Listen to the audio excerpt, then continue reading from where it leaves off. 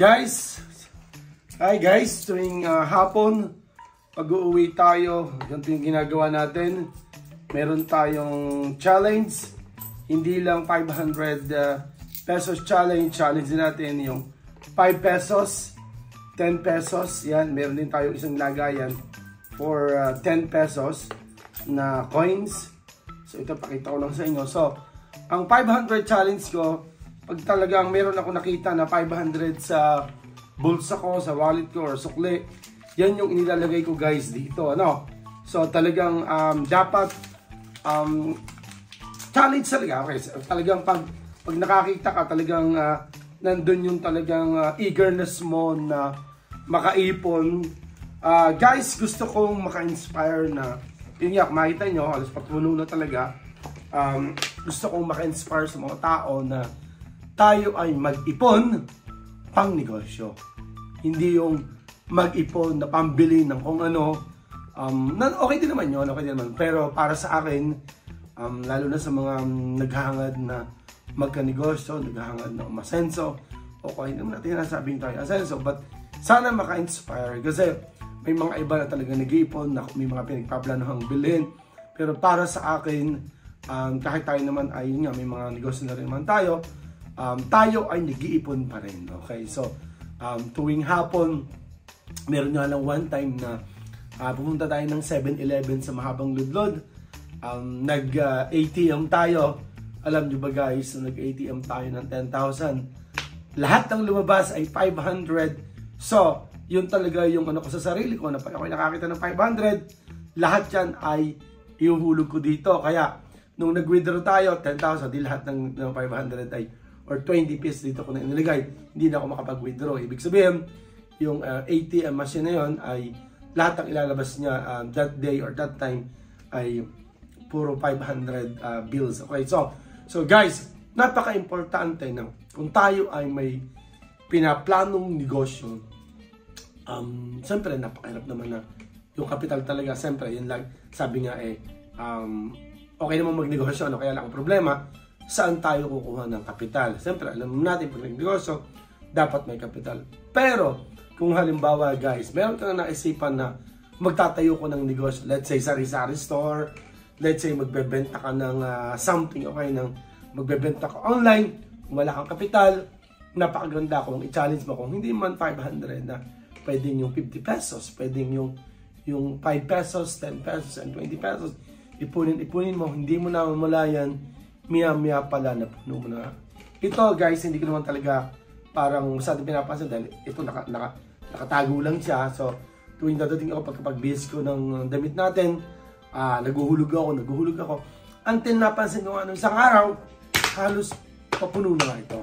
Sabi ko guys, and then alam nyo, stay tuned kasi nga ito guys, oras na ito ay mapuno ito, bibilangin natin. Then doon nyo malalaman kung saang negosyo or ano bang negosyo ang paggagamitan ko ng perang ito. So gusto kong gawin, gusto kong ipakita, gusto kong hulaan nyo talaga kung magkano kaya guys Ito kasi guys, nauna na 5 pesos, 10 pesos and challenge tayo. Then parang lately lang natin naisipan, ano kaya kung lagyan naman natin ng 500 pesos na bills or mag-challenge kaya tayo ng bukod sa 5 pesos, 10 pesos, mag-challenge tayo ng 500 pesos. Actually, meron din nga tayo na 20, yung coin na 20 pesos, meron tayong separate na lagayan ganito. So, guys, inyo, napakabigat na.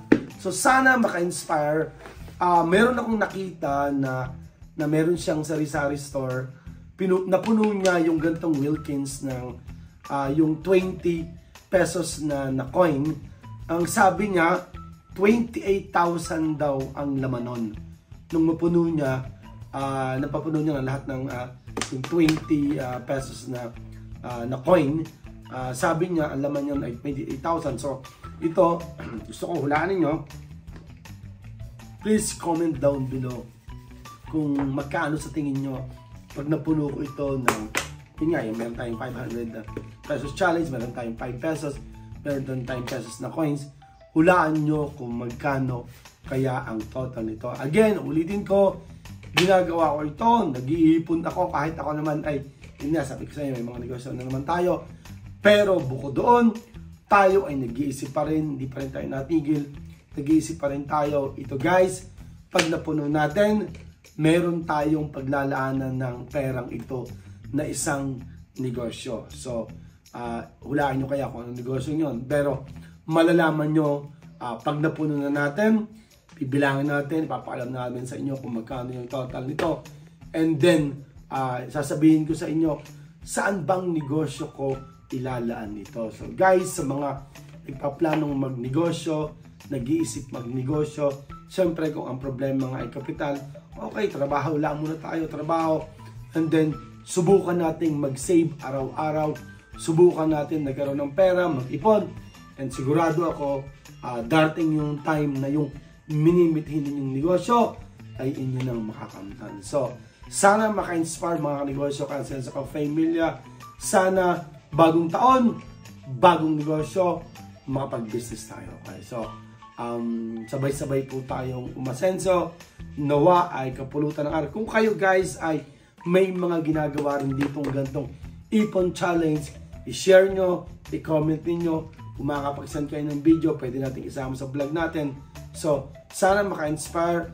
Sana kung meron kayong ganito na ipon challenge, inyong i-share. Kung kayo naman ay may nagawa ng ipon challenge before, na noong makolekta nyo yung pera or mabilang nyo, ginamit nyo sa isang napakahalagang bagay or sa isang negosyo, i-share naman ninyo para maisama natin sa susunod nating vlog. So mga kanegosyo, kasi sa ka-familia, pinakita ko lang, nag-share, again, not to brag, but to inspire. So sana maka-inspire ito sa inyong lahat.